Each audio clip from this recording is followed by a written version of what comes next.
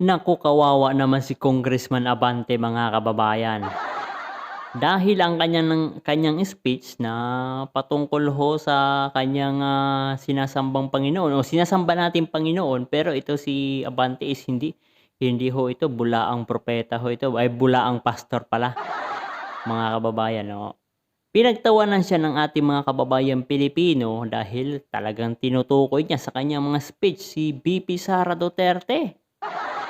Ngayon, butata, pinagtawanan ng sambayanang Pilipino. Ito mga kababayan, pakinggan ho natin si General Macanas. Magandang araw mga kaibigan. Bigyan natin ng reaction, opinion itong video posted by Pinoy Trending.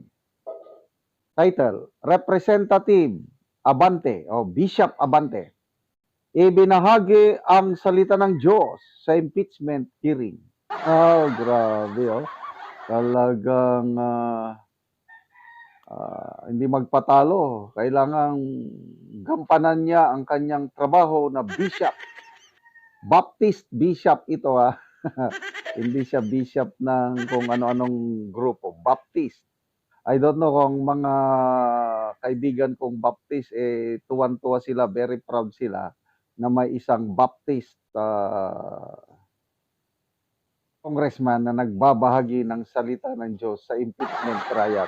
Pakinggan natin siya. Ang galit ng Diyos is revealed from heaven against all ungodliness and unrighteousness of men. Ang unang-unang nagbigay ng batas, walang iba kundi ang Diyos. Dalawang konstitusyon ang pinapaniwalaan ko. Unang-una, ang tinatawag kong Sacred Constitution na binasak ko lamang po ngayon sa inyo. Ang pangalawang pinapaniwalaan ko ay ang Divine Constitution na mismong ang Diyos ang gumawa. Now you take note, mga kaibigan. Law of Moses was actually delivered by Moses on the behest of God Himself. Ibig sabihin, ang unang-unang nagbigay ng batas, walang iba kundi ang Diyos.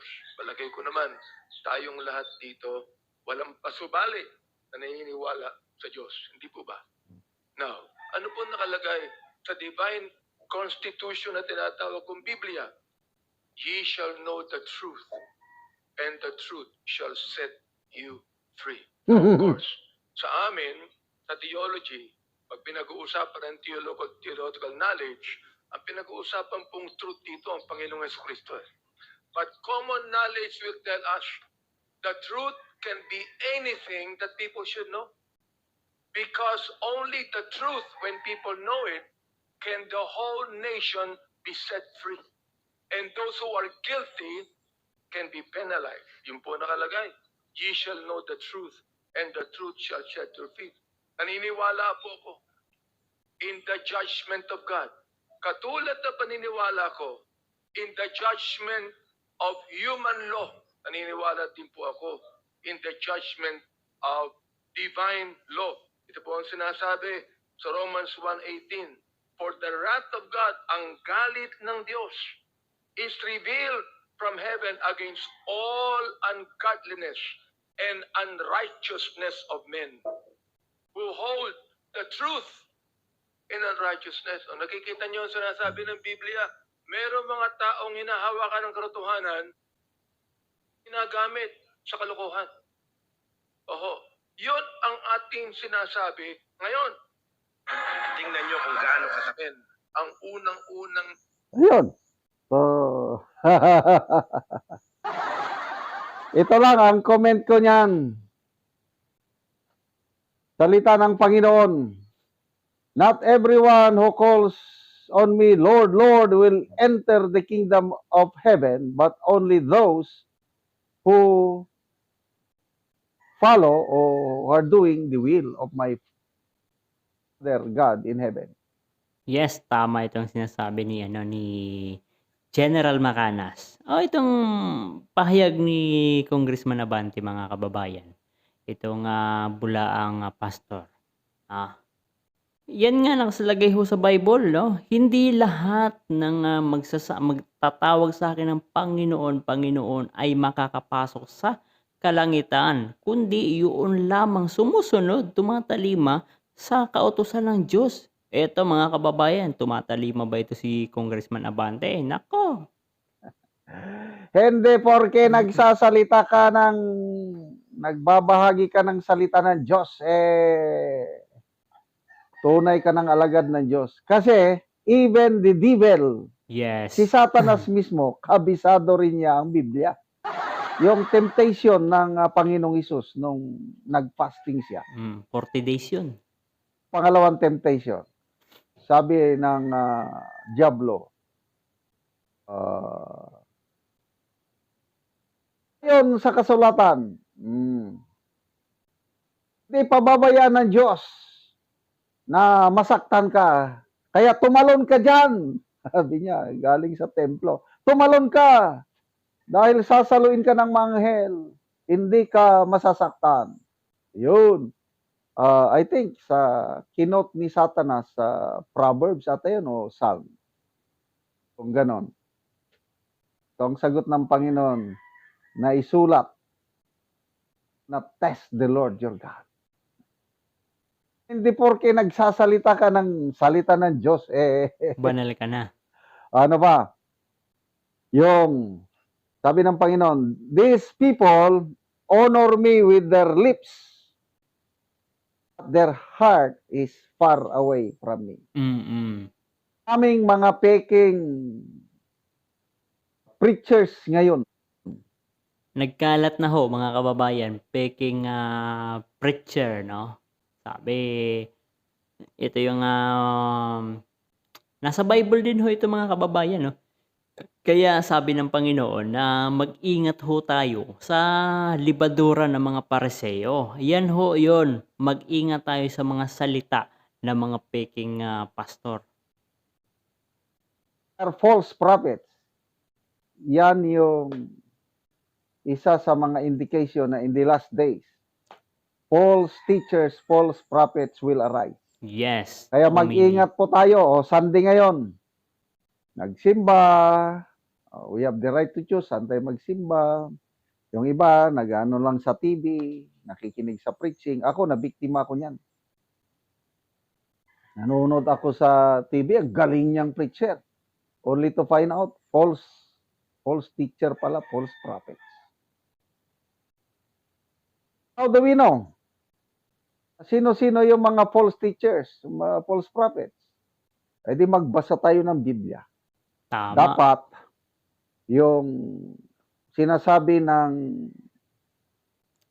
teacher na yan, bishop na yan, ay hindi taliwas sa sinasabi sa Biblia.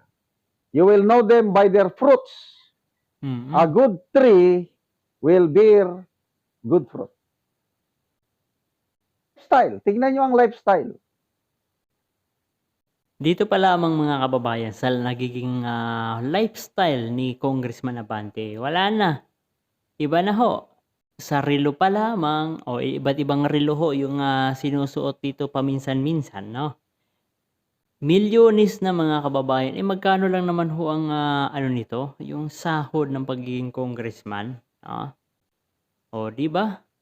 Tapos magkakano ho yung presyo ng mga relo? O, nako mga kababayan, kaya itong mga sinasabi ni Congressman Abante, kung pupunta ho kayo doon sa naging post nito o yung nag-post nitong speech ni Congressman Abante, nako, pinagtatawanan ho mga kababayan nitong si Congressman Abante dahil hindi ho makatotohanan ang kanyang mga sinasabi. Di ba? Alam naman ho natin, marami hong nakakalam kung ano yung ginagawa ni Congressman Abante. Nako, hindi nga ho ito mga kababayan nanalo ng pagiging congressman dyan sa 6th District ng Maynila. Pero, ang tanong ng ating mga kababayan Pilipino, bakit ho ito nakaupo sa pagiging congressman ng 6th District ng Maynila? Nako, sino ba ang naging kalaban ho nito mga kababayan? Nakalimutan ko yung pangalan nito eh. Pero yung kaalyado ni Yorme Isko Moreno yung dapat nandiyan sa ano, sa puwesto ni Abante. Pero ang nangyari, pina-disqualify, di ko alam kung baka humingi ng tulong dito sa COMELEC, hindi lang natin masabi mga kababayan. Kaya anong nangyari, nakaupo itong hindi nanalong congressman na si Benny Abante. Yan, wala itong mga sinasabi niya ho, okay yung mga ano, nasa Bible ho yung mga sinasabi niya mga kababayan. Pero yung kanyang gawa o yung gawi niya ay hindi tumutugma kung ano yung kanyang mga sinasabi, yung kanyang ipinapahayag. Nasa harapan naman siya ng sambayan ng Pilipino, live o naka-video, tapos ganun yung kanyang mga sinasabi. 'Di ba? Maganda ho dito kay Congressman Abante, kung gusto niya maging congressman, focus na lang ho siya sa pagiging congressman. Tanggalin niya yung pagiging pastor sa isang simbahan dahil nga mga kababayan, no, kung magpapatuloy pa ho siya o nagkakasala siya doon sa kongreso, pero yung kasalanan niya mga kababayan pagdating sa simbahan, parang nadadala niya. Focus na lang kung gusto niya magpastor na lang siya, iwanan niya yung pagiging congressman kasi madumi ang politika. O kung gusto niya madumi ang politika, punta siya sa maduming politika, iwanan niya ang pagkapastor. Yun ang pinaka the best na gawin ni Benny Abante mga kababayan, no? So, mamili na lang siya, pero kung talagang pagsasabay niya yan, ay wala na ho tayong magagawa mga kababayan. Talagang pagtatawanan lang siya ng sambayan ng Pilipino, lalong-lalo na itong mga preach niya na masasabi naman ho natin na parang tumutukoy lang din naman sa kanyang katauhan. Ano masasabi niyo mga kababayan? Komento niyo dyan sa ibaba.